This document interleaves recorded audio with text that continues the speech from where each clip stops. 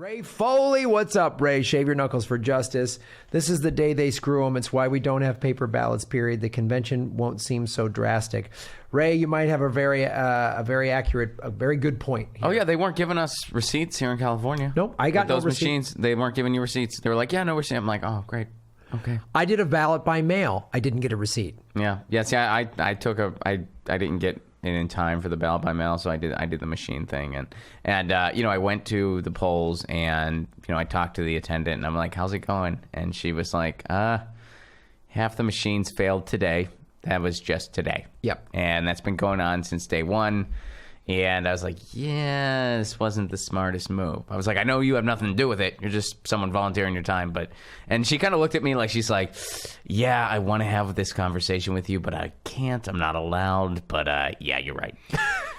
Yeah, so I did Convo Couch earlier. Anybody that's watching Convo Couch, I hope you got 2 browser windows open to watch what they're doing over there and what we're doing here.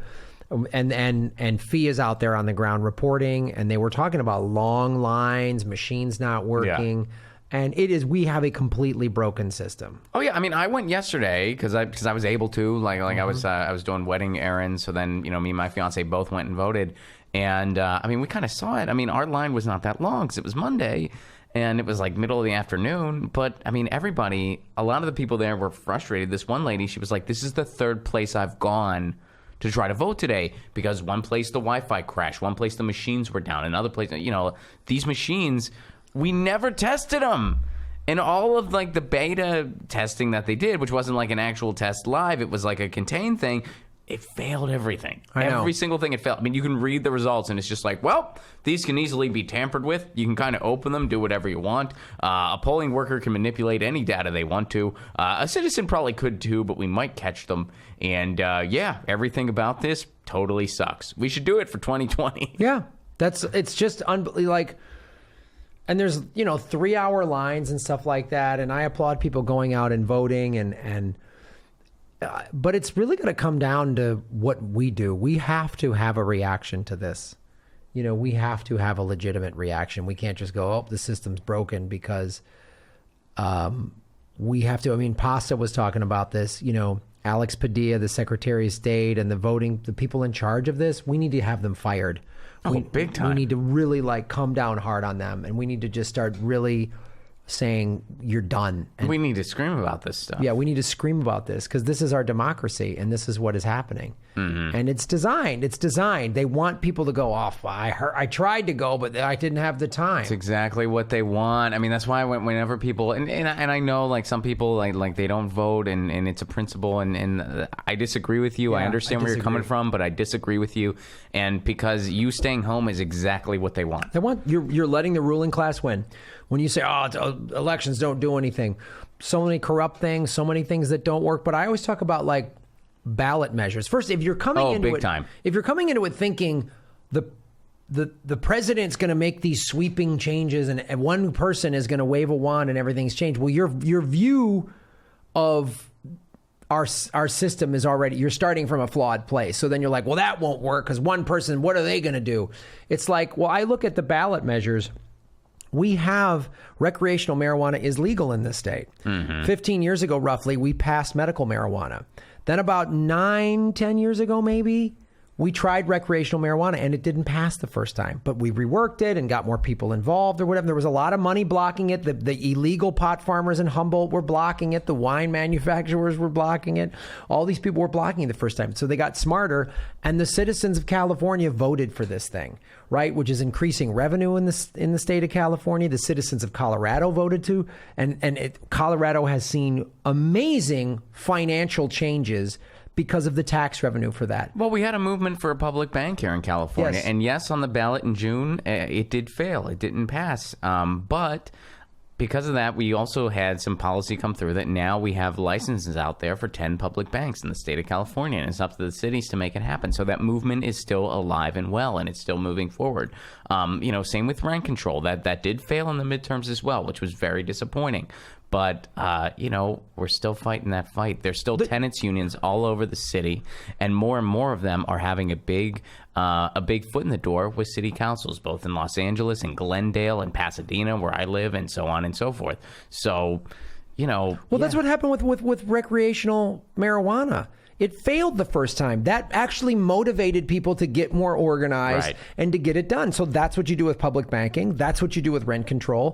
So this like everything like it never does anything. No, there's things you're living in your life that happen because a bunch of people voted for it. Yeah, I mean, and you know what? To a lot of those people, I also just say, look, I get it. You're discouraged by the system. I can understand that. But tell you what, why don't you do this? Start locally.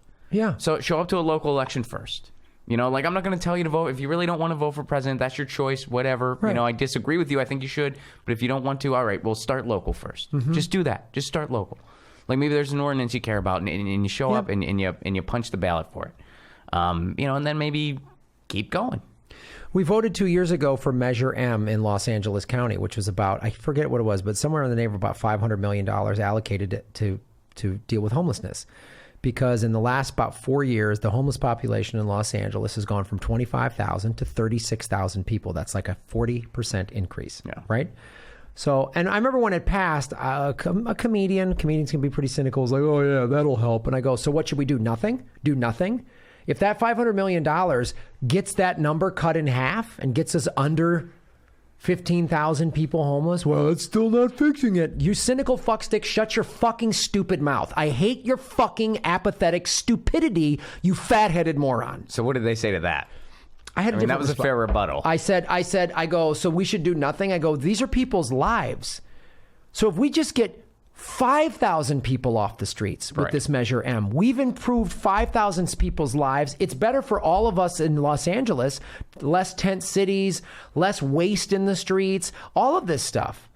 So that's the thing where we're like, it doesn't work. I'm always like, I get really mad. And yes, it's both. I was saying this on Convo Couch today. The system is broken. It's designed to make you not want to vote. And it's not either or. And apathy helps them. Right. And you not being involved. If one vote is going to change the world. No, fuck not. Tell me one goddamn problem where one thing fixed it. Your house is falling down. Was it one hammer that fixed your fucking house? Oh no, you needed saws and caulking and remodeling and so problems are complex. You fucking apathetic dipshits. So I'm sorry, I'm going to do a little voter shaming. I always got to do a little. The system is completely corrupt. It's completely fucking corrupt, but we allow it to be corrupt. If more of us got the fuck involved and said, nope, where's Alex Padilla? Where the fuck is he? Really? He's a Clinton supporter? He's an open Biden supporter? Why the fuck is he in charge of the elections? Well, Greg Palast broke all that down. He's like, look at all these things. I mean, Greg Palast broke down how they screwed over NPP voters, which is a huge, large voting bloc in California. That's me. How, you have to say the magic words, Democratic crossover ballot, or you don't get to vote for president. This is all by design. Who benefits from it? Joe Biden. Who does Padilla support? Joe Biden. This is all out in the open. So, we got to scream about this stuff. And the other thing is, when it comes to voting, and this is just a general broad observation, there's such a thing as constructive cynicism. And what that means is you don't have cynicism to the point where you're like, I'm just going to stay home because it doesn't make a difference and I won't participate and I proved something today. That's not constructive. What is constructive, though, is being like, look, I know the game that's going on here. And I'm not going to be victim to it. My vote's going to be counted. And you know what? You hand me a provisional ballot, I'm not going to take it. And when these people are like, oh, well, the provisional ballot, it gets counted. No. A bunch of them didn't in 2016. And we cannot take that for granted at all. And when your poll worker tells you it does, don't yell at them because it's not their fault. They're just doing what they're trained to do. But you got to turn on your freaking camera and you got to start documenting everything that's happening to you. Yes. So that's what's called constructive cynicism. That's the type of cynicism that is productive. You know it's corrupt, and here's how I'm going to fight it. Here's how I'm going to try to change it. So this like nothing ever gets done. Well, a bunch of indigenous people just stopped fracking in pipelines in Canada. So yes, it can work. You know what I'm saying? Like, and big lobby groups went up. I'll reference medical marijuana and then recreational marijuana in California. Big groups went up against it, and we still won. Big time! Because it was overwhelming, and they couldn't stop it. So that's what you have to do, and document the fact that 4 polling stations were broken. I actually did for mayor. I wrote in pasta. Good for you. Pasta be a fantastic mayor. I know, and it was really sad, the choices that we had. I mean, we didn't have choices. No. So I was like, I can't justify voting for any one of these idiots. That's another thing. You know, another side note on just voting in general. If you're like, there's no candidate I can justify voting for here, you can leave something blank. Yeah. You don't have to vote on every single thing. You can. There are times where I have left stuff blank where I'm like, I can't. There is no winning here with either of these two. Some of these judges, choices. lawyers, things, I wrote in my personal lawyer because I like him. He's a good lawyer. Yeah, I mean, I don't know this judge. I went to the Bar Association, and they do this thing of they classify people as well qualified, qualified, or not qualified.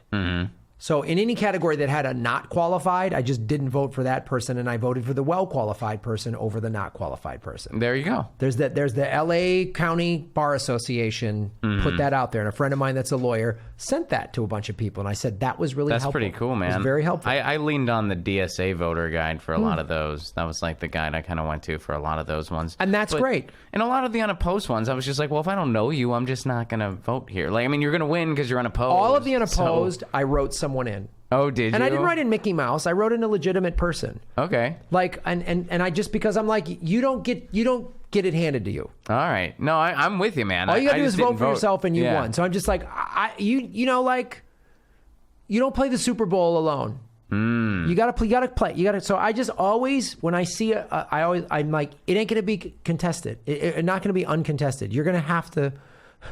No, man, that's a cool approach. I mean, my only write-in was pasta. I only wrote in pasta for mayor because, I mean, I did research, you know, because I really do want to get city-owned internet in Pasadena. So I did my research, and I'm like, okay, none of you present a better situation than our current mayor does.